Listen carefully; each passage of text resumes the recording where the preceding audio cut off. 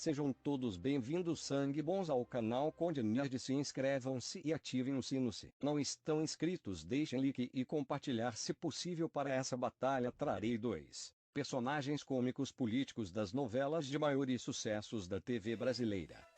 Odorico Paraguaçu é um poderoso coronel candidato a prefeito da cidade fictícia de Sucupira. Elegeu-se com a promessa de construir o cemitério da cidade. Apesar de corrupto e demagogo, era adorado pelos eleitores e exercia fascínio sobre as mulheres. Dono de uma retórica vazia, gostava de citar filósofos e políticos, como Platão e Rui Barbosa, ou inventava frases que atribuía a personalidades. O problema de Odorico é que, após a inauguração do cemitério, ninguém mais morreu na cidade e quando morreu o corpo sumia. Era enterrado na cidade vizinha Jaguatirica ou na capital Salvador. Desesperado com a situação, tomou iniciativas macabras para concretizar sua promessa, provocando situações cômicas.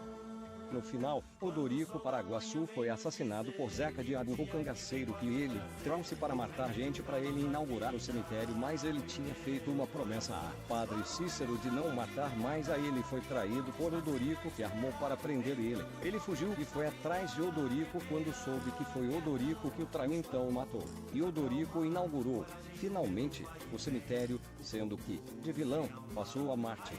Depois ele ressuscitou na série em 1980 e continuou sua campanha eleitoral em Sucupira. A novela de Dias Gomes satirizava o cotidiano de uma cidade fictícia no litoral baiano. Foi a primeira novela em cores da televisão brasileira no ano de 1973. E foi de lá que saiu nosso combatente de hoje.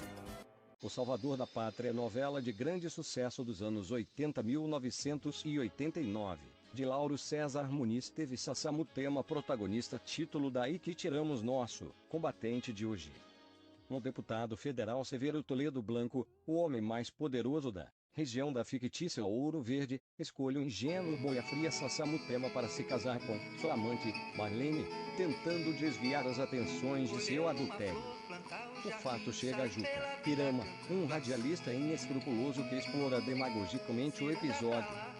Logo, um duplo homicídio vitima Marlene e Juca, e tem em Sassá o principal suspeito. O matuto chega a ser preso, mas, com o apoio do professor Clotilde, prova sua inocência. Descobre-se na verdade que Juca Pirama era na realidade um corrupto. Sassá ganha, então, popularidade e passa a ser alvo das atenções dos políticos locais, que querem manipulá-lo, transformando-o em prefeito da pequena e fictícia cidade de Tangará. Apoiado pelas pessoas influentes, Sassá chega ao poder, mas se rebela e conquista posição política independente. Em toda sua trajetória, conta com a amizade de Clotilde, por quem se apaixona e com quem acaba vivendo o romance. Agora, sem mais delongas, vamos para a batalha e quem é o vencedor é Odorico. Então tem a ideia de incriminar Sassá por crimes de corrupção e assassinatos. Os seus amigos políticos adotaram essa prática e fazem Sassá assinar documentos e pagam capangas para cometer assassinatos em nome de Sassá. Aí Sassá precisa fugir e Odorico refugia em Sucupira, se fazendo de amigo, só que Odorico arma, chama reforço policial e prende Sassá, que depois consegue fugir e vê e sabe que Odorico o traiu e se arma e vai em busca de Odorico na prefeitura e o surpreende e o mata. Odorico não dá tempo de reagir e Sassá foge sem rumo.